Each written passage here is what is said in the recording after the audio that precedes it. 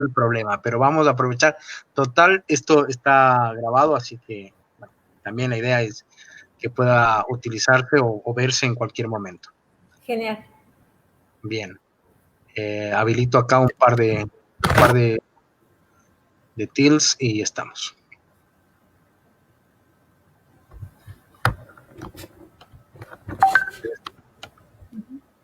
Pero dice hace 18 minutos. No, este no es.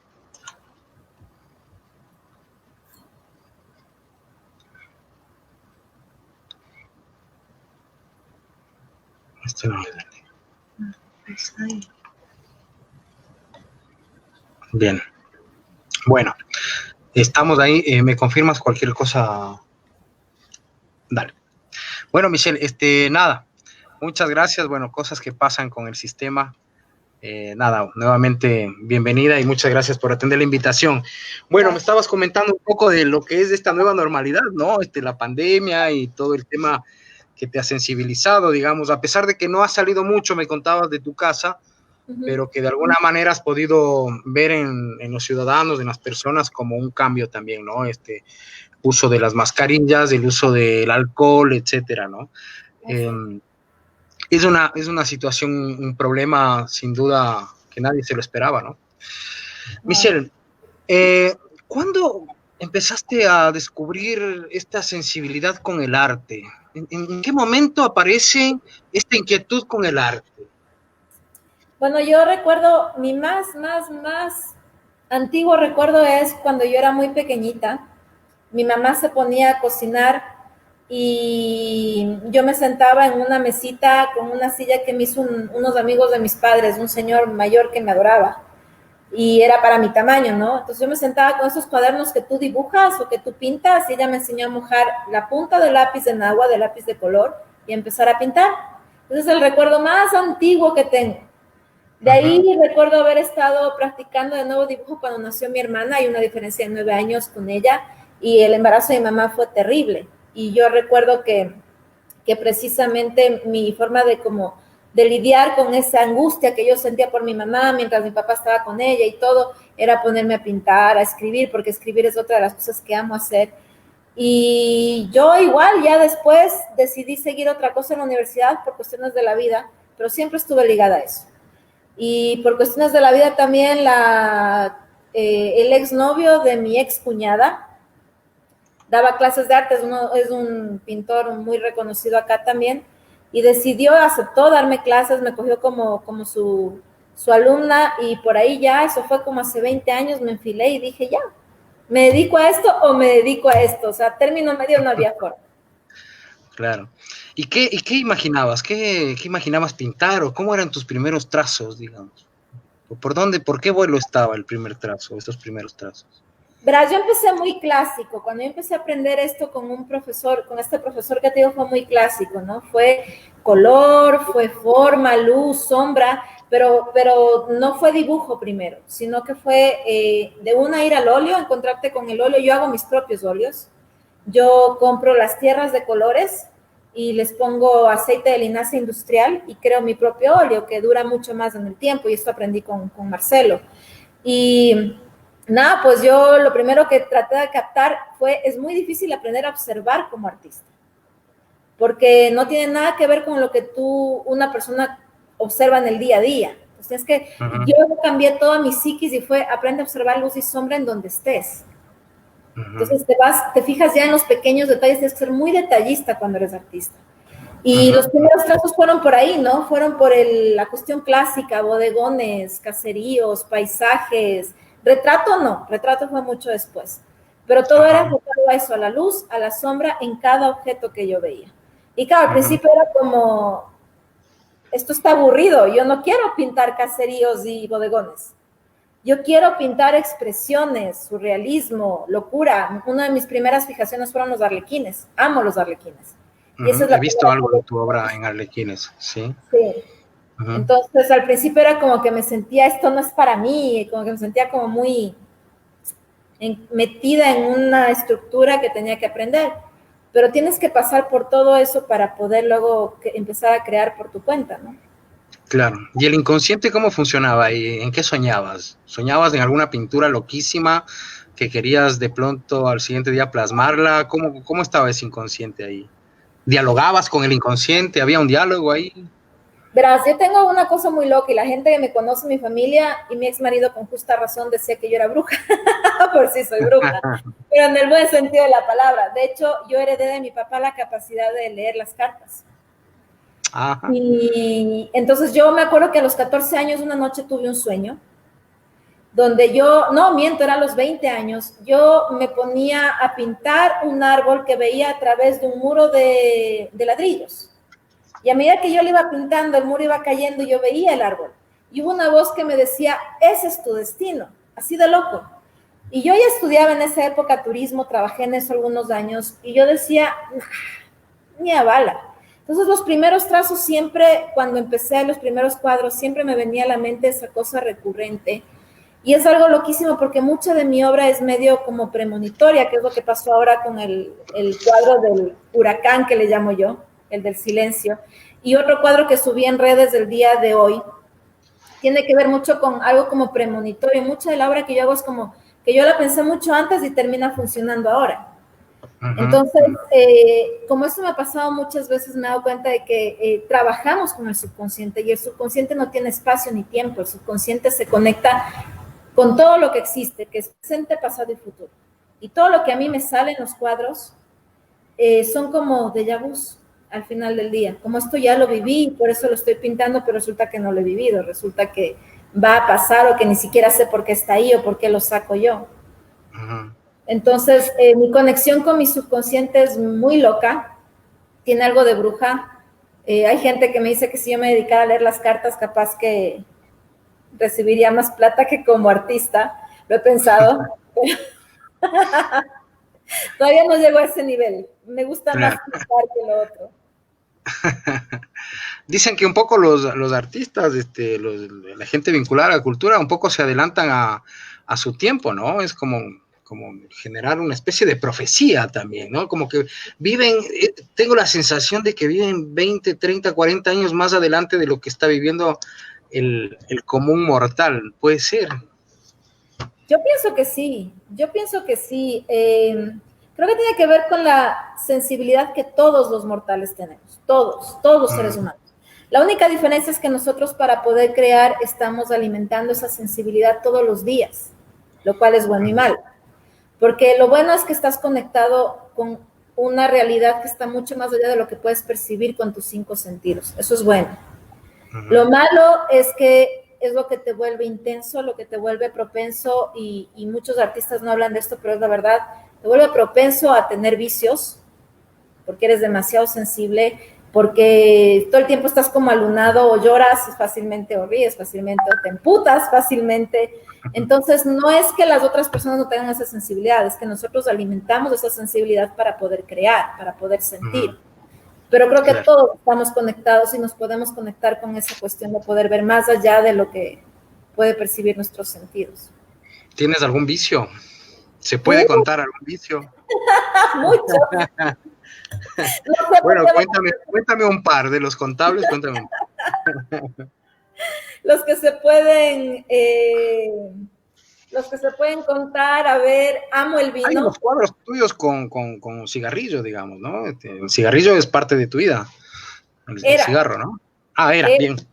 O sea, esa es una historia. Yo vivo con el cigarrillo peleada, así es como un amante de esos traicioneros. Yo aprendí a fumar a los 14 años. Y mi papá no sabía hasta que un día creo que me olió o algo. Y yo tenía como 19 y llegó y en una reunión familiar me pasó así los cigarrillos, ¿no? Los Marlboros, así. Y me sirvió a todo el mundo y me sirvió a mí. Yo, ok, cogí, me encendió y yo fue así como, bueno. Y desde ahí fumé. Dejé de fumar en el 2010 porque ya llegué a un límite en que fumaba 10, 15 tabacos diarios. Y dejé de fumar por cerca de 7 años hasta que mi mamá falleció hace 3 años, ella joven, 63, tuvo un ataque, un paro cardiorrespiratorio, se murió así sin pensar, nadie sabía que podía tener algún problema, y yo de rebeldía dije a la mierda, voy a fumar. El día del velorio fue mi puto primer tabaco y voy a fumar. Y seguí fumando hasta hace 3 meses, que empezó todo este asunto como que a pegarme lo de la pandemia y me dediqué al ejercicio y dejé de fumar así. Pero lo que sí no dejaré nunca es pegarme un buen vino, un buen whisky, el tequila. Amo el tequila. ¿Te gusta el tequila? Sí. Bueno, ahora estamos saludando con un vino. Yo con agua, pero tú estás ahí con un vino. Y Michelle, ¿qué del arte? Los mejores vinos Sí. los que ven en Argentina, ¿no? Bueno, hay buenos vinos, sí, los vinos mendocinos. ¿Conoces Argentina? Sí, conozco Mendoza, Buenos Aires, Bariloche, me fui hacia el sur. Estuve como 15 días allá, justo en una Navidad hace 4 años. ¿Te fue bien? Hermoso. Rico asado. Uy, sí, la carne. Esa es otra debilidad, por ejemplo.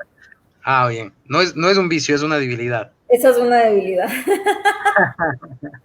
Cuéntame, ¿qué es el arte para ti, Michelle?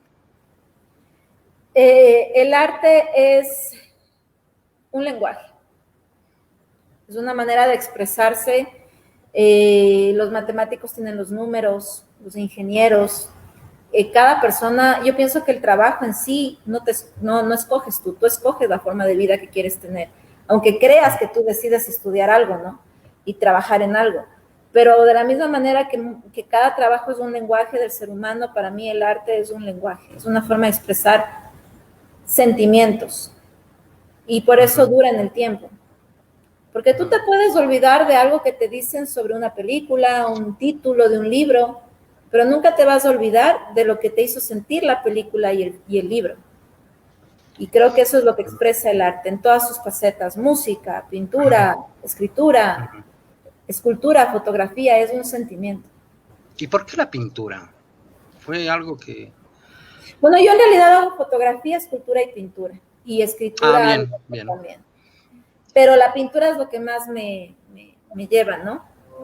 Y la pintura, ¿por qué? Porque, bueno, mi mamá, ella escribía.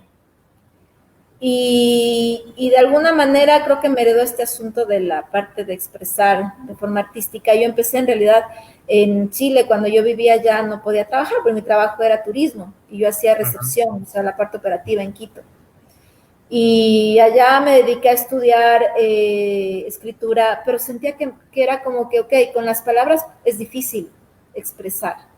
Debería ser fácil, pero no. Tú con las palabras es más difícil para mí expresar sentimientos que con el dibujo. El dibujo la pintura tiene algo que tú ves en los colores que vibran por sí solos y ya tú ves un cuadro de Monet o un cuadro de Van Gogh y te expresa la caída del sol, te expresa la noche estrellada, te expresa la soledad de la habitación de Van Gogh. O puedes ver un cuadro con ciertos tonos y puedes ver angustia, el grito, que es uno de los cuadros más famosos. Tú puedes sentir la angustia, lo que tú con escritura no puedes transmitir tan fácilmente. Tienes que ser un maestro a nivel de Mario Vargas Llosa, de Isabel Allende, para poder expresar con las letras. Entonces creo que empecé a irme por ahí por eso, porque la expresión te da más plasticidad en cuanto a lo que es pintura que incluso la fotografía o la escultura. Hablando de esos autores que acabas de nombrar, ¿qué estás leyendo ahora? Bueno, ahorita estoy trabada con un libro el Chivo, estoy trabada con el Chivo desde hace 3 años, creo. Lo que pasa es que estoy estudiando psicología en la universidad. Empecé a estudiar hace 1 año. Y ahorita todo mi norte de lectura es psicología. Psicología, neuropsicología, psicología social, todo eso. Pero sí tengo mis desfogos, entonces he estado leyendo El Chivo, estuve leyendo, no sé si has oído, bueno, Isabel Allende, me he leído algunos libros de ella. Ken Follett, no sé si has oído de Ken Follett. Sí, sí, me suena. Yo creo que a nivel es como ver una película leerle a él. Es alucinante, o sea, es una lectura para relajarse en el sentido de, bueno, te despierta un montón de cosas y quieres ver hasta el final, pero es una lectura súper entretenida, ¿no? Él puede volverse muy visual las letras. De alguna manera ves posibilidades de pinturas cuando lees, entonces. Totalmente. Ahorita estoy leyendo una que se llama El hipnotista. es de una pareja me parece que son suecos. Se llama Lars Kepler. Ese es el sinónimo que usan los dos, el seudónimo que usan los dos, pero es una pareja. Entonces, tengo varios libros, y El hipnotista es un libro que habla precisamente desde la parte psicológica sobre un asesinato y se va metiendo en la cabeza del supuesto asesino que no es el asesino y resulta ser otro. Y mientras yo leo esto, me iba imaginando todas estas imágenes, porque hay una parte en la que él expresa con tanto detalle cómo mata a una de sus víctimas, el asesino. Entonces te lo va expresando de tal forma que tú puedes sentir hasta cómo sale la sangre del cuerpo.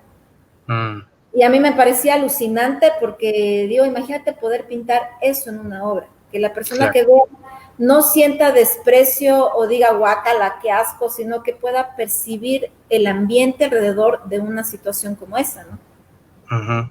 La estás pensando como posibilidad de pintarlo, entonces. Sí, de hecho yo sigo psicología, pero una cosa que me alucina es la mente de la gente que de repente puede, porque creo que todos tenemos luz y oscuridad, pero es la mente de esa gente que puede perder el norte y sacar toda su oscuridad en actos tan violentos. Entonces, hablando de eso, Michelle, en relación a esto de los actos violentos, permíteme presentarte una imagen. A ver, veamos si la podemos ver. Me confirmas que la hayas podido ver. No es esta, es esta de acá. Yo separé algunas, pero no la tengo, no, parece que no la tengo acá. Era esta de aquí, sí. ¿Qué es esta? ¿Qué estabas pensando? ¿Cómo se origina esta obra, Michelle? Verás, esta es una de las que yo te decía que parece premonitoria. Esta fue para una exhibición en Lima y en Chile que se dio el año pasado, cuyo tema era el bestiario, que hablaba sobre precisamente bestias y musas. Entonces, a mí se me ocurrió que podía simbolizar las serpientes, más allá del simbolismo que tenemos, que conocemos de esta imagen, de la mujer con la cabeza llena de serpientes. Yo lo que quería era un poco hablar precisamente de que las serpientes son todas esas cabezas que hablan y que insultan o que alaban detrás de un teclado. Y por eso tú ves ahí el signo de la manito que le gusta en Facebook, en la boca puedes ver un corazón, aquí no se ve, pero en la imagen más de arriba está una cara triste, me parece, o sonriente.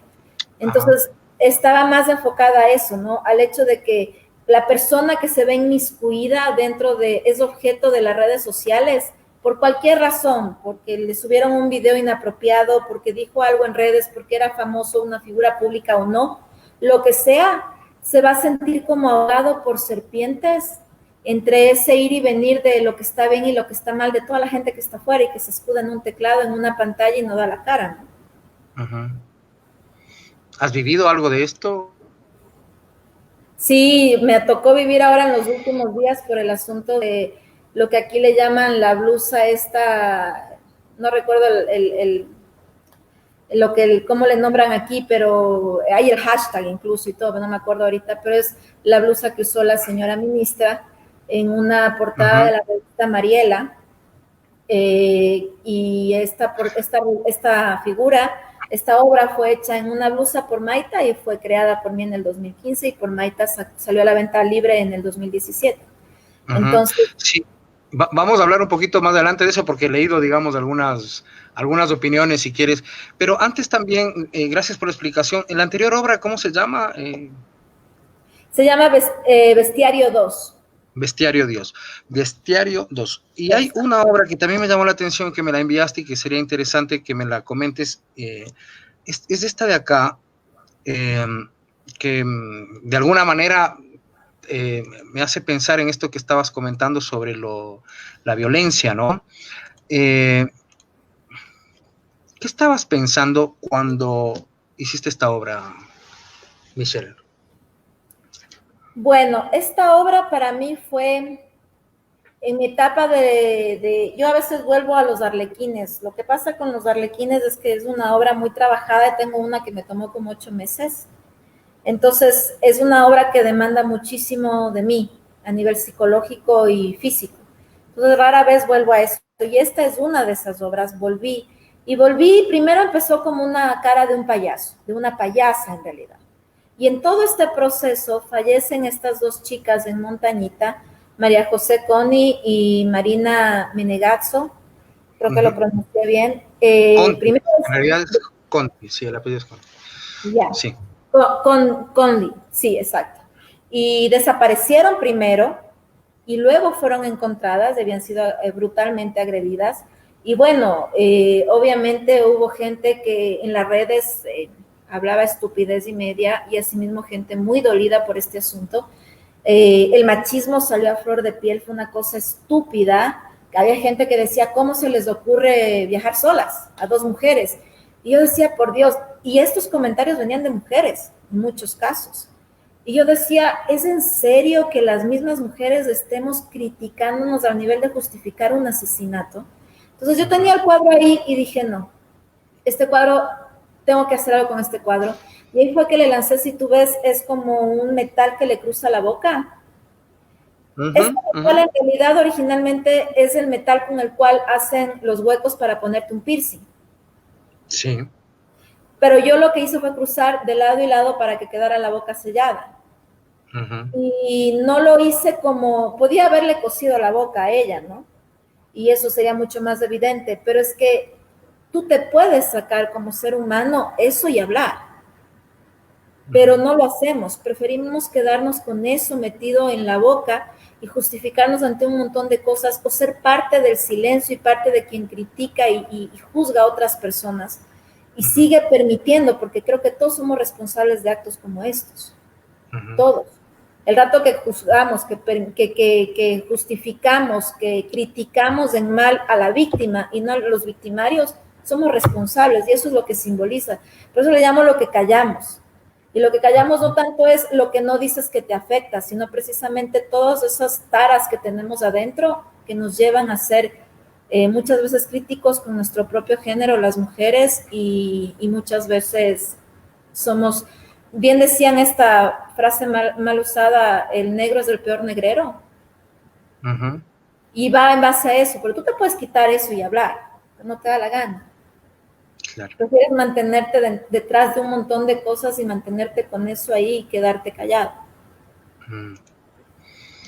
Fue muy lamentable esta situación de las dos argentinas que estuvieron allá, ¿no? Además, una violencia expresiva, hubo una violación previa.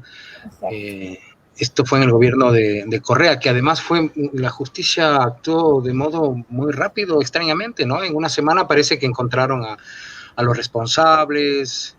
Fue toda una situación que fue muy rápida, al contrario de lo que generalmente pasa en la justicia en nuestros países, digamos, una demora, etcétera, ¿no? Ahora, claro, yo ahí me pregunto una cosa que creo que es importante, es, claro, esto se volvió lamentablemente una situación internacional.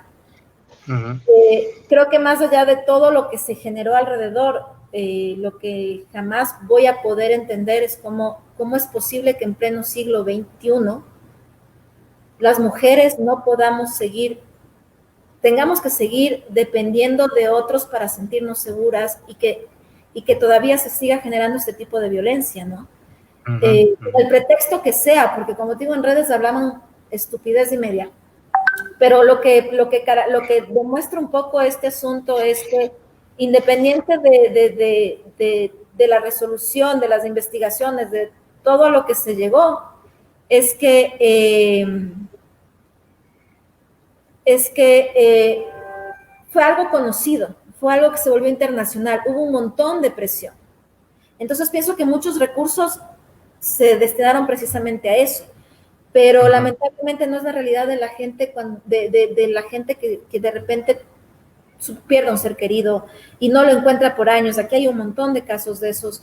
Es decir, es un problema esto de que los asesinatos, las desapariciones y todo eso no pueden llegar a una resolución satisfactoria y pasan años.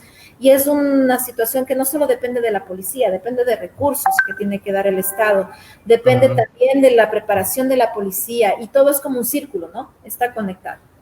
Entonces, si bien tuvo una cierta resolución en el tiempo bastante rápida, yo lo que me cuestiono es, ¿y qué pasa con el resto de gente?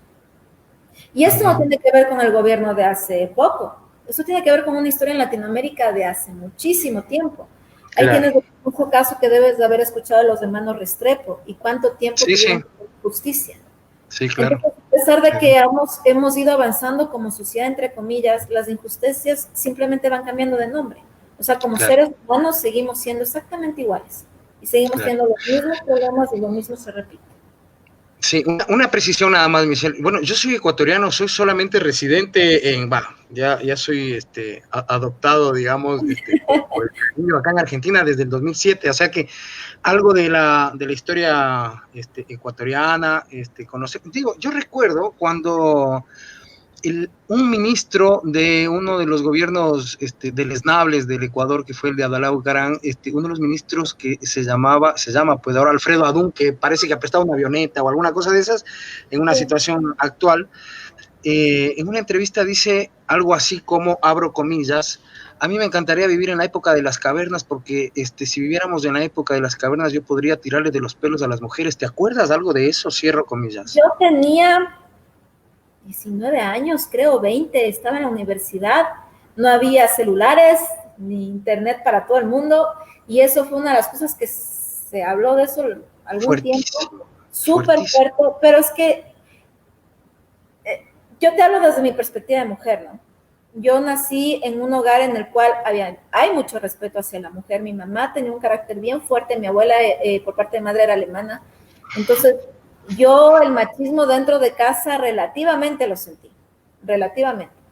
Pero en el mundo real, ya cuando sales de esa burbujita de tu hogar, el machismo está a la orden del día. Y esto que tú comentas de este señor es algo que se siente todo el tiempo. Ese tipo de comentarios. Yo he sido objeto de comentarios machistas de gente que considero amistad. Y no es que diga están bien o están mal, es que es una cuestión cultural y esto solamente demuestra el nivel. Si una persona que tú crees que es estudiada, como este señor que ocupa un cargo público, puede llegar a decir algo así, ponte a pensar lo que pasa en barrios como el Guasmo, como el Cristo del Consuelo, como acá en Quito, en barrios que realmente son periféricos y que son pobres, de personas que realmente han sido criadas en este machismo y en esta cultura de violencia contra la mujer. Entonces claro. Es un reflejo de la sociedad, ¿no? El político es un reflejo de la sociedad en la que vivimos. Claro, claro, es muy fuerte el machismo en nuestro continente, digamos, en todo el continente es muy fuerte.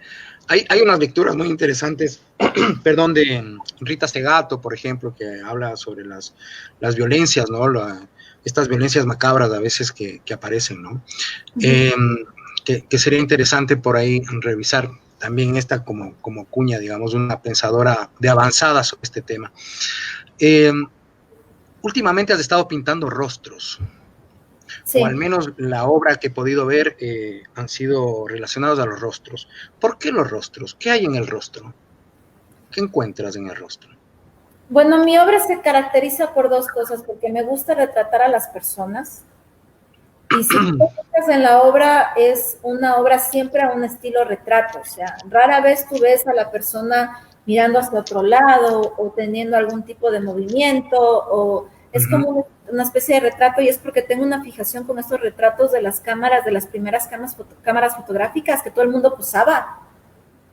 Entonces, mis obras van a ser bastante estáticas, por decirlo así, pero dentro de lo estáticas siempre tienen algún tipo de mensaje. Parece que el rostro no es muy expresivo, pero termina expresando algo. Y yo creo que es la única manera de conseguir, a mi manera de ver, expresar todas las emociones humanas es a través de un rostro. Y una de las cosas que a mí me cuesta muchísimo es crear rostros de hombre o de mujer. De hombre casi nunca. Y no es porque tenga nada en contra, es porque mis trazos tienden a ser más femeninos. Pero incluso en el caso de que sea de mujer, voy a trabajar mucho el rostro de mujer porque son como un poco ambiguos mis rostros, como que están son como medios andróginos, es una cosa ahí medio rara. Y pienso que mi subconsciente habla en el sentido de que no se trata de que seas hombre o mujer, sino de la realidad que vives como ser humano.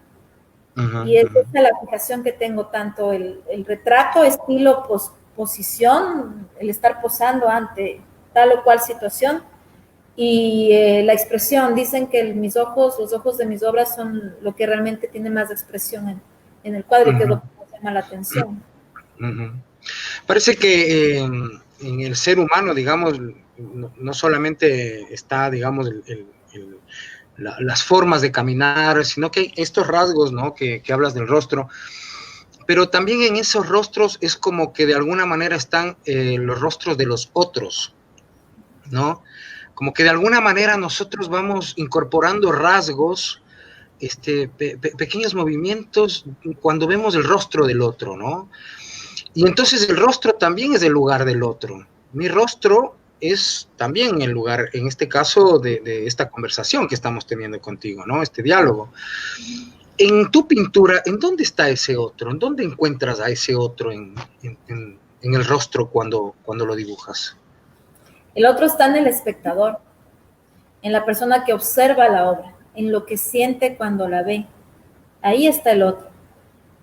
Por ejemplo, yo tengo una de un arlequín que fue una de las obras que te pasé hoy en la mañana, y es un arlequín de rojo, que si tú le ves no es ni hombre ni mujer, es medio afeminado, pero no sabemos qué es, y tiene un piercing en el lado, si tú le ves de frente, derecho, ¿ya? Y cuando yo estuve tratando de investigar un poco cómo se usan los piercings y todo, encontré información de que mucho tiene que ver tu tendencia sexual en relación a dónde te pones el piercing.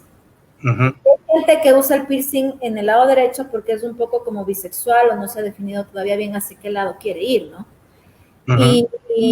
Y mucha gente decía, qué bonito el piercing, es muy real, y como que lo querían coger, pero nadie se ponía a pensar. Cuando yo les decía, mira, lo que significa es esto, entonces ya ahí ves el otro, porque el otro, hay gente que decía, qué alhaja, y hay gente que decía así como, empezaba a cuestionarse sus propios principios y morales en cuanto a la sexualidad, de alguna manera. Entonces, de mis obras, del otro está en cómo reaccionas ante esas obras, lo que sientes como espectador, y lo que vimos ahora con todo este asunto de la blusa, el otro es eso, en toda esa gente que está pensando algo con respecto a la obra y que va reflejando su propia interioridad. En ese sentido, el rostro de alguna manera encarna una ética también, ¿no? Totalmente. Es imposible que saques eso del rostro. Es imposible. Tú fíjate las personas en la historia, los políticos en la historia o las personas públicas en la historia, fíjate en el rostro de una Marilyn Monroe, lo que te expresa. Es una mujer fue una mujer muy inteligente, pero a la vez muy sexual y a la vez muy insegura de sí misma. Y eso expresa, y al ser muy sexual también lo expresa en su rostro. Es una parte ética y moral que tú puedes ver en su rostro. Y tú puedes ver el personaje y el que se aleja, que es Marilyn, y lo que ella era realmente. Fíjate en Hitler, fíjate en las expresiones de Hitler como tal. Tú puedes ver su moral, su ética, su corazón en su rostro. También un hombre, a mi parecer, extremadamente inseguro, muy inseguro. O sea, el hombre era un hombre que tenía un carácter muy fuerte, pero ese carácter muy fuerte estaba escondiendo unas inseguridades brutales y un montón de traumas a nivel interno. Entonces sí, o sea, en el rostro tú vas a ver eso reflejado y no lo puedes sacar. No lo puedes sacar de ahí. Cuéntame de la historia de la pintura del silencio. ¿Cómo viene esta imagen? El silencio tiene una época en mi vida en la cual empecé a toda mi vida me interesaba con la parte de la injusticia hacia con las mujeres, precisamente por eso, porque en mi hogar las mujeres, éramos muy fuertes, somos fuertes. En mi casa éramos 3 mujeres, mi papá era el único hombre y todas carácter fuerte. Mi abuela, como te digo, alemana, un carácter terrible. Mi abuela por parte de padre también tenía su carácter. Entonces, cuando yo salgo al mundo real, el empezar a ver que en mi realidad, tú crees que la realidad que tú vives es la realidad de todo el mundo. Y no es así.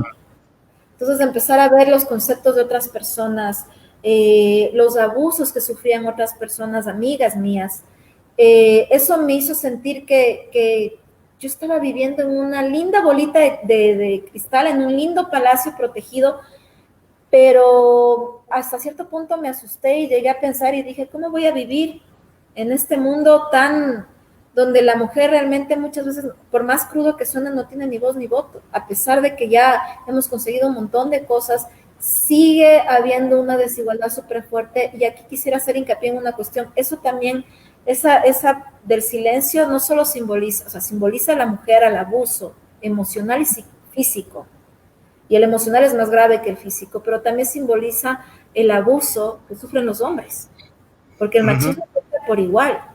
Sí, claro. Entonces, el machismo, ellos son víctimas del machismo también. Tanto el que es machista como el que no lo es víctima de. Entonces, ahí hay un silencio de sociedad como tal, no solo de las mujeres, sino de sociedad como tal, que mantiene este status quo de vivir bajo ciertos parámetros que no nos hace felices, que solamente nos está trayendo dolor, frustración, y de vez en cuando, y ahora más seguido que nunca, salen todas estas violencias que terminan en muerte, en agresión, en golpes, de lado y lado. Puede ser que lo de la mujer es más sonado, pero la agresividad psicológica, emocional y física es de lado y lado. Este trazo lo hiciste sobre acuarela, Michelle, ¿no? Sí, es una técnica que trabaja capa sobre capa. Entonces tú empiezas con colores claros y vas aumentando a los colores oscuros. Entonces es acuarela trabajada capa sobre capa hasta el punto en el que ya no puedes hacer más. El problema de la acuarela es que lo que tú trabajes ahí ya el trazo quedó. No lo puedes arreglar. No se puede modificar. No se puede modificar. Hay un montón de trampas, por decirlo así, que puedes usar para trabajar acuarela, pero cuando lo haces se nota que por detrás hay, no es el trazo que te sale del alma, sino que es muy estudiado y muy trabajado, ¿no?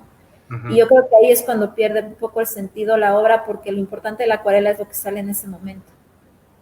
¿Quién es esta mujer? ¿Te basaste en alguien real? No, yo estaba, me acuerdo, me gusta mucho hacer nariz y ojos. De hecho, me gusta hacer una parte de la cara siempre. Empiezo con un ojo, la nariz y la boca siempre completa. Y estaba dibujándola así, y de repente empecé a poner, sin hacer la otra parte de la cara, empecé a poner los colores. Y justo estaba oyendo en la televisión alguna cuestión de esto que te pasan, a veces oyes las noticias y sale mucha crónica roja. Y no recuerdo, había habido un caso de violencia extrema que había terminado en asesinato, alguna cosa así. Y fue como de repente verle la cara con el ojo medio cerrado, la boca roja encendida con oscuridad adentro, y dije no. Y le empecé a manchar y terminó en eso. Entonces, en realidad no es que tenga un ojo vacío, tiene la oscuridad en un lado de la cara, si tú le ves, no es solo el ojo, es todo el lado de la cara, tiene una oscuridad que simboliza la pérdida de la personalidad parcialmente, y también la imposibilidad de ver una realidad mejor a la que se está viviendo. Y en el proceso histórico de la obra había un ojo izquierdo, digamos, que de alguna manera se fue transfigurando en lo que vemos.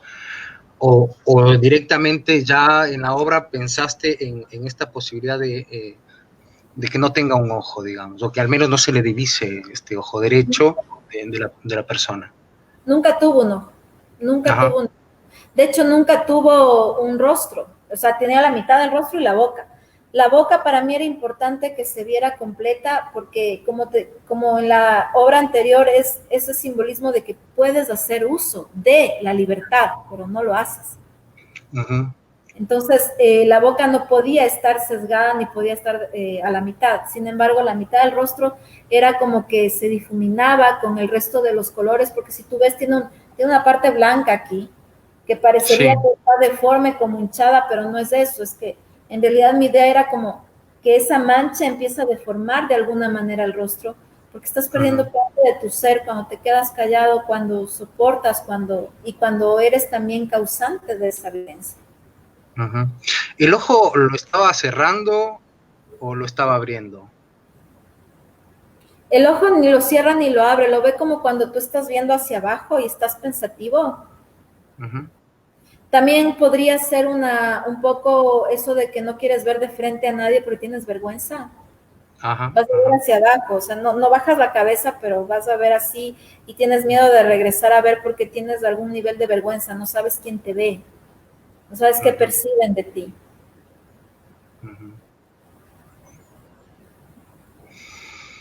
¿Qué piensas de tu obra en relación a esto, a esto que vos comentaste, digo, que has comentado sobre los derechos que se vendieron o que fueron otorgados, digamos, no sé cómo funciona el mecanismo, a una empresa que hace remeras, blusas, camisetas? Eh, un poco sabías que iba a terminar o a empezar, digamos, tu obra en una especie de comercialización de ese tipo, digamos, no en un cuadro, sino en una prenda, digamos. ¿Cómo te tomó eso? Bueno, en realidad yo trabajo con Maita desde hace muchos años atrás. Maita es una empresa ecuatoriana que no hace una ropa que sea común. Ellos lo que hacen es, yo le llamo alta costura. ¿Por qué? Porque ellos sacan un número determinado de ropa en base a un diseño que ellos crean y trabajan con la imagen que ellos pagan por el derecho de usar esa imagen de varios artistas, no solamente mi obra. Somos una cantidad interesante de artistas ecuatorianos. Entonces ellos sacan, por decirte, 20 blusas, ¿no? Me estoy inventando el número, pero por decirte 20 de esas blusas y no se vende más.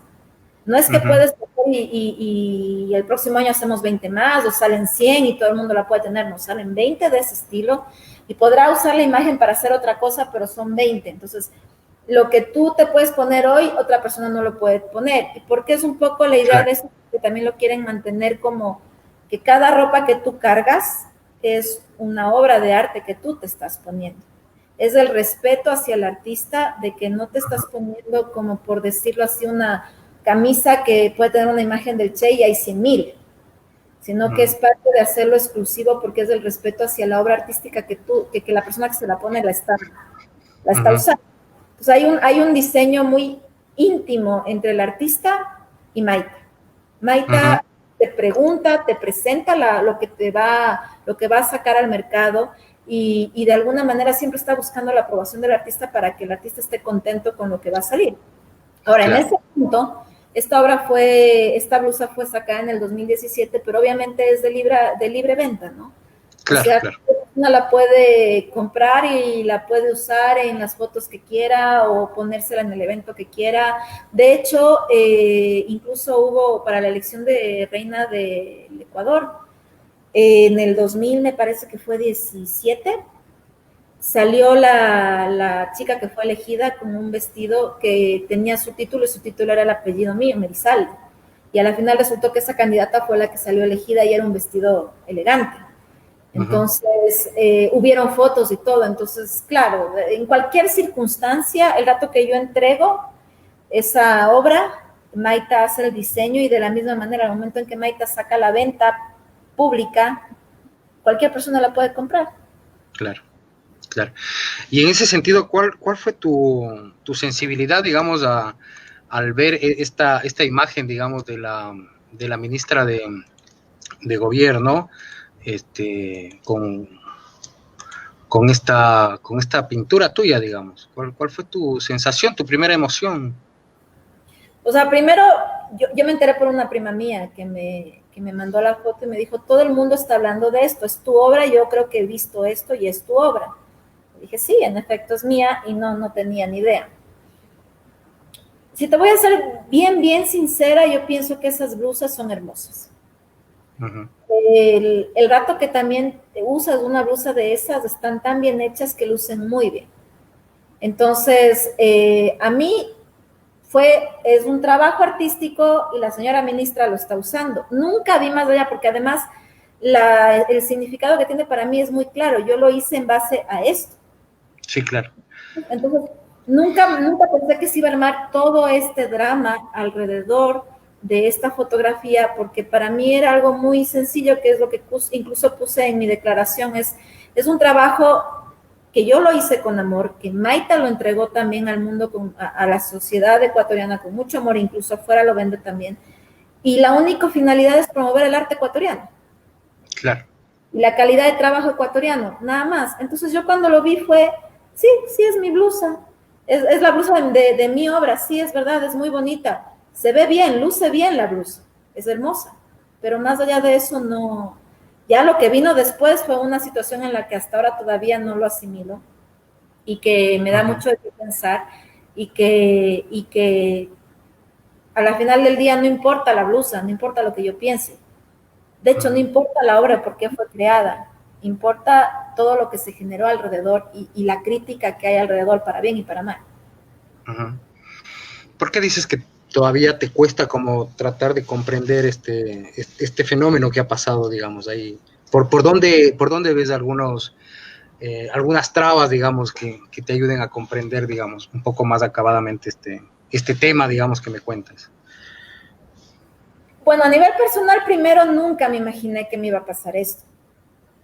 Contrario a lo que alguna gente ha afirmado que ha sido una táctica para que se vuelva viral el trabajo mío o el de Maita, no tiene nada que ver. Y es algo que, si bien al principio, como puse en una publicación que saqué creo que ayer, obvio, ¿a quién no le gustan 5 minutos de fama? Seamos sinceros. Todo el mundo quiere 5 minutos de fama.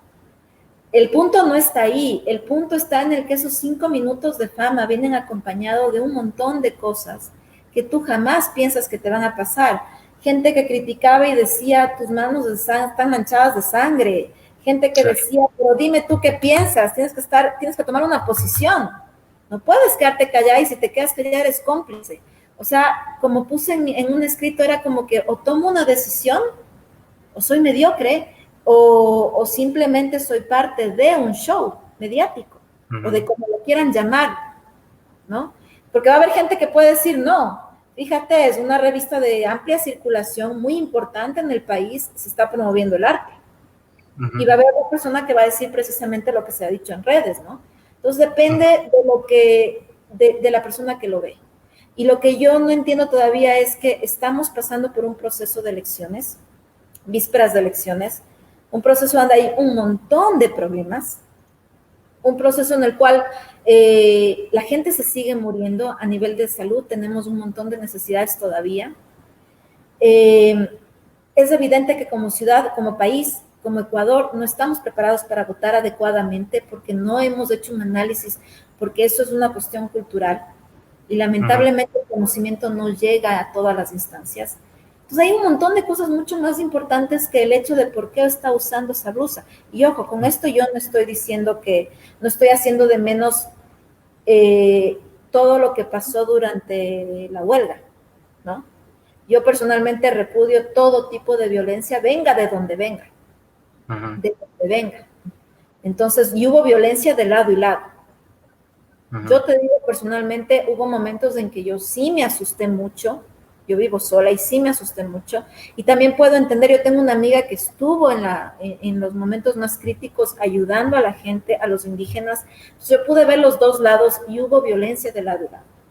Aquí no se trata de decir ellos fueron buenos o ellos fueron malos. Somos seres humanos que nos estuvimos enfrentando en un momento. Y además de que nos enfrentamos, parte de esa frustración que sacamos de lado y lado generó un montón de cosas, destrucción de la ciudad, hubo vandalismo de gente infiltrada, o sea, hubo de todo. Entonces yo no hago de menos esa situación. Pero ahorita, en este momento en el que estamos viviendo, hay cosas súper importantes también, más allá de por qué viste una persona que es una imagen pública una blusa. ¿Y por qué tenemos que meternos en redes a criticar a todo el mundo? El que piensa diferente a ti, ese está mal. Entonces, eso es la parte que me cuesta entender. ¿Por qué de esta pandemia no estamos sacando absolutamente nada? Seguimos siendo las mismas personas. De todas maneras, Michelle, me quedo pensando un poco en esto de que en realidad creo que es importante escuchar a nuestros artistas, a las personas vinculadas a la cultura, al quehacer cultural, al desarrollo estético. Parece que de alguna manera eso marca como la pauta, pero que además siento por historia y porque, digo, en este caso específico de la blusa de la ministra con tu obra, siento que de alguna manera pudiese estar concretándose esta posibilidad del uso estético hacia la política, digamos. Cómo se utiliza la cultura para llevar réditos hacia el pensamiento político.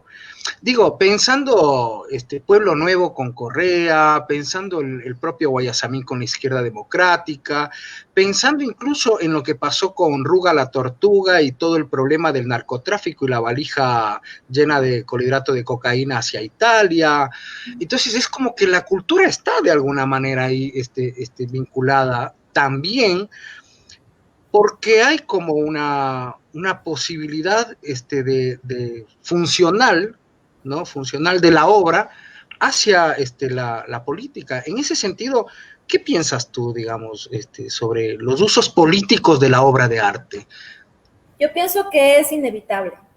Yo pienso que es inevitable porque, como hablábamos al principio, el arte expresa sentimientos y mueve sentimientos. Entonces, una buena imagen, una buena canción que llegue al corazón de la gente va a ser usada, nos guste o no, por el asunto político, por tal o cual personaje político o por una tendencia, una rama política, un movimiento político, porque es la forma más directa de llegar al corazón y de mover sentimientos. Entonces, si tú ves las campañas políticas, están por atrás asesoradas mucho con imagen, marketing, publicidad, cuestión psicológica. Hay esta cuestión psicológica que se maneja a nivel de imagen para llegar al corazón. Entonces, el arte es simplemente algo, es una herramienta más que va a usar la élite política para poder llegar al corazón de los ciudadanos. Pero ojo, es hasta a un nivel subconsciente, porque no solo llega al que sabe de arte, o al que puede analizar una obra, llega a todo el mundo, porque va a levantar sentimientos, sensaciones, a favor o en contra. Entonces, es algo que va a existir y ha existido en la historia de la humanidad. Incluso en Roma, los grandes emperadores, los césares, se hacían se mandaban a hacer estas mega esculturas donde ellos se presentaban de determinada manera porque eso es lo que la gente iba a ver e iba a crear una emoción. Entonces, es inevitable que el arte sea usado a nivel político y va a seguir siendo usado mientras exista la humanidad, porque crea sentimientos, llega al sentimiento de la gente. ¿Tienes algún tipo de...? Sí. ¿No? Perdón, esto último. Sí, que esté bien o esté mal es otra discusión y es muy relativa. Depende de quién lo use y depende de quién observa el uso de dicha situación. ¿Tienes algún tipo de afinidad con el pensamiento político, ideológico de la ministra? No tengo, a ver, la verdad es que al respecto me han preguntado bastante y como yo decía, obviamente yo tengo un pensamiento político como cualquier ciudadano, tengo una tendencia política como cualquier ciudadano, pero en esta situación específica con respecto a todo lo que está sucediendo, yo pienso que no quiero ser parte del error que se comete muchísimo, y sobre todo a partir del siglo XX, y ha seguido con el siglo XXI, y es que lo que importa es que piense el artista, hacia dónde está el artista y quién es el artista. Entonces tú puedes ver obra espectacularmente que tú ves y dices, ¿qué mierda es esto? Perdón la mala palabra, ¿qué mierda es esto? Y resulta que está dada por un apellido X, que pudo haber tenido unas buenas obras, pero eso no tiene valor. Y se venden miles de dólares, porque tiene que ver con el marketing que hay con respecto al nombre del artista y todo lo que es el artista en sí, ¿no? Todo el marketing que se maneje, publicidad de la figura del artista y no de su obra.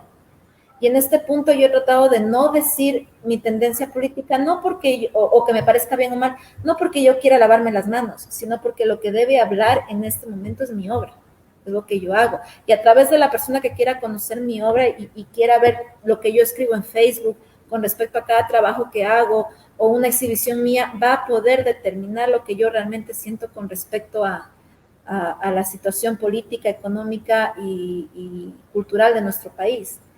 Pero en este momento específico, lo que yo diga, como viste en redes, lo que yo diga, puedo decir una cosa, puedo decir otra, igual me van a criticar.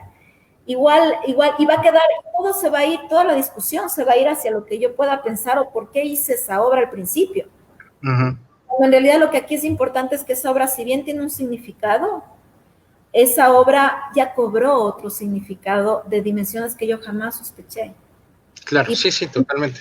En realidad ha movido sentimientos de mucha gente y podría convertirse, y no es que yo lo diga porque es mi obra, y claro, para los artistas cada obra que uno hace es un hijito hermoso, que no tiene ningún error, ¿no? Y no es así, yo más bien voy al hecho de que si esa obra levantó tantos sentimientos, quiero que siga hablando, y lo que yo pueda decir a favor o en contra va a limitar el propio lenguaje de la obra.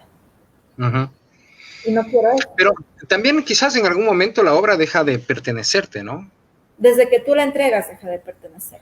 Entonces podrías, digamos, hacer una evaluación de si hay una afinidad o no política porque ya la obra está circulando, ¿no?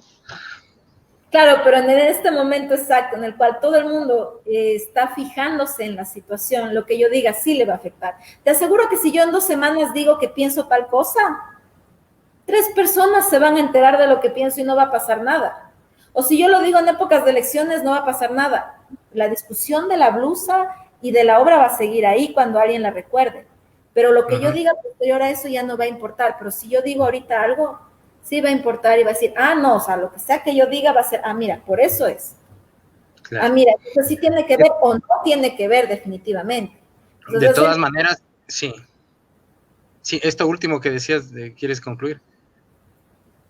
No, yo pienso, a ver, una cosa que sí creo que es importante es, como más allá de como artista, yo soy una persona súper analítica por personalidad, tengo una personalidad muy analítica.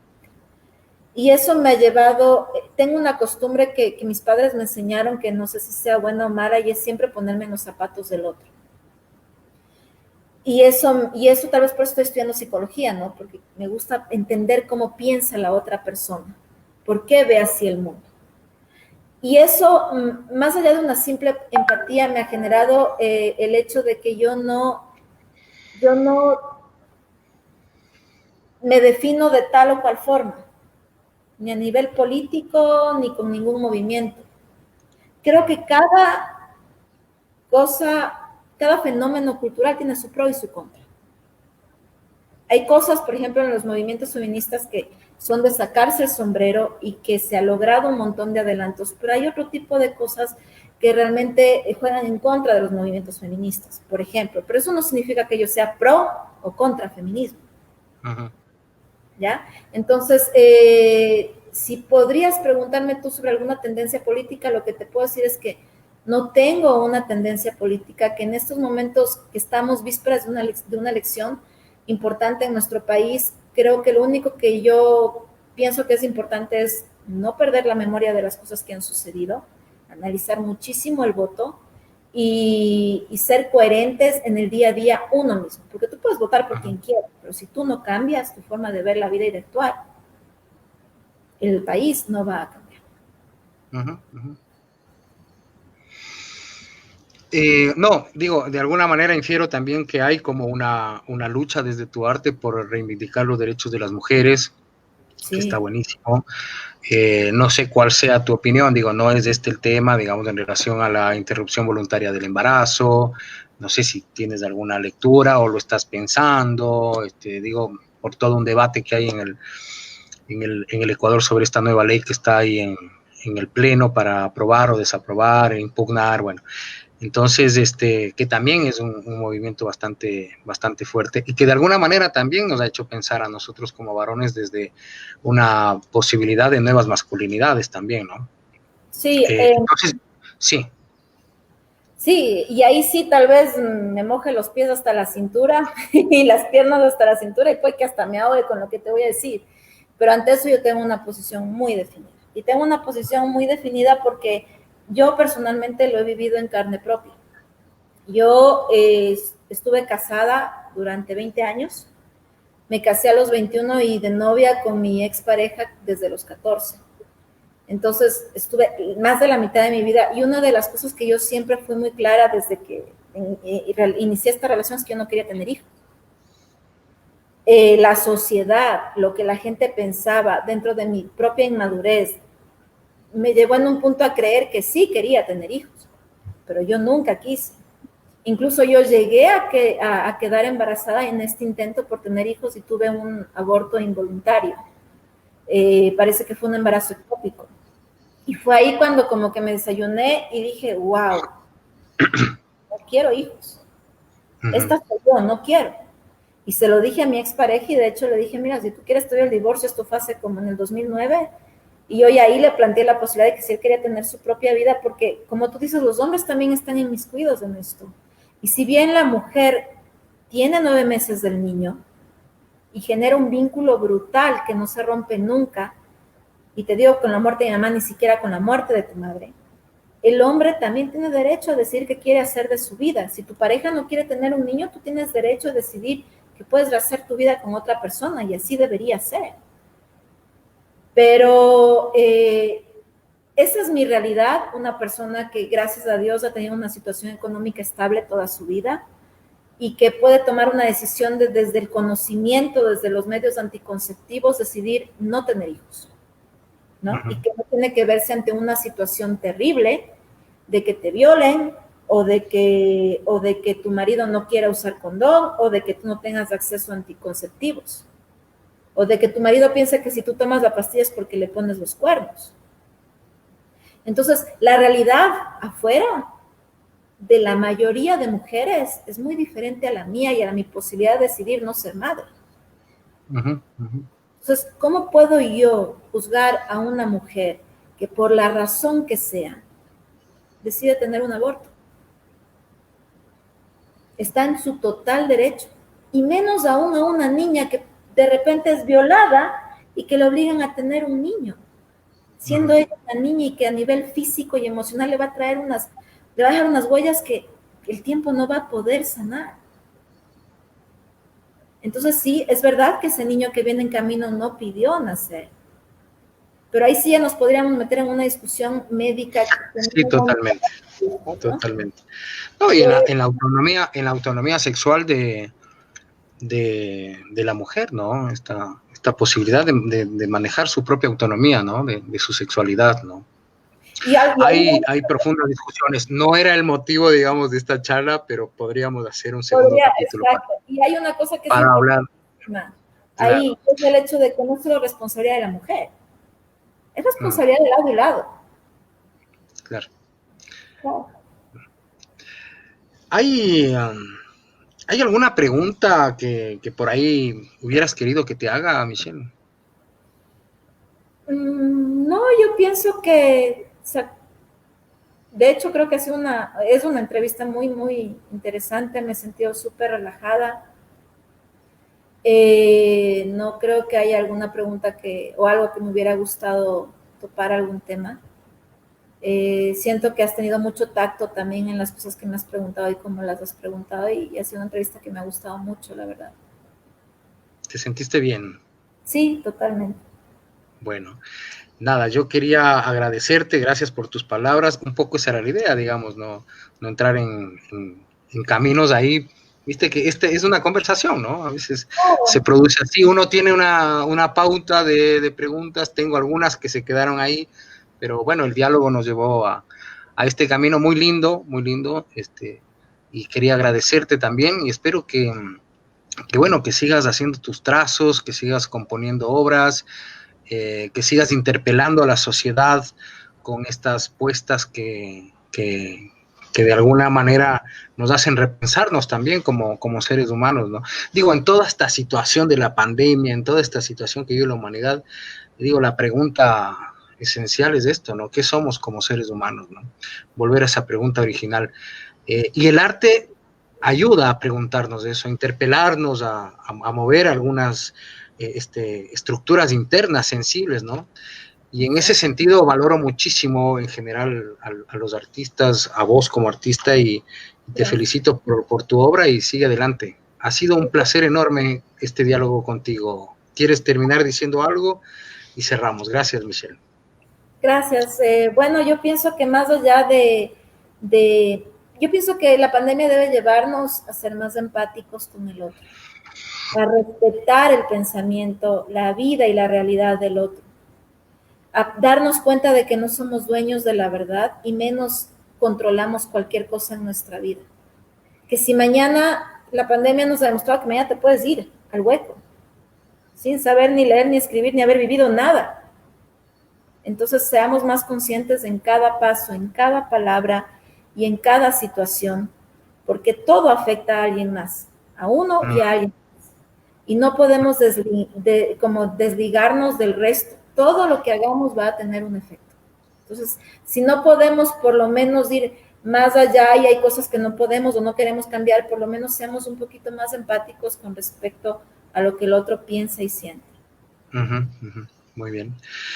No quisiera, antes de cerrar, digamos, dejar pasar varios saludos que han aparecido en este chat y también por el Facebook y el YouTube.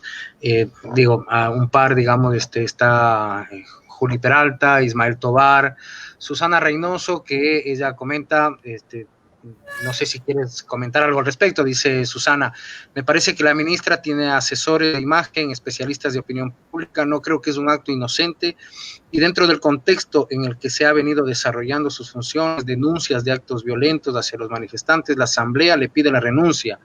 Ella elige esa prenda para una portada. La ministra, con un tono amenazante y lleno de poder e impunidad, se ha mostrado así en la portada frente a toda la ciudadanía, contrastando una imagen que representa un símbolo. No sé si te merece alguna opinión este comentario de Susana.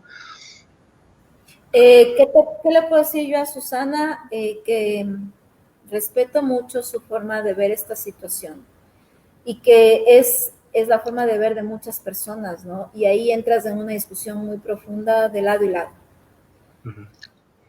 Pienso que más allá de por qué usó la blusa o por qué no la usó en otro momento o lo que sea, yo creo que en las urnas cada uno puede expresar mejor sus sentimientos, pero para llegar a las urnas pensemos bien qué vamos a hacer. Analicemos bien el voto y a quién se lo vamos a dar.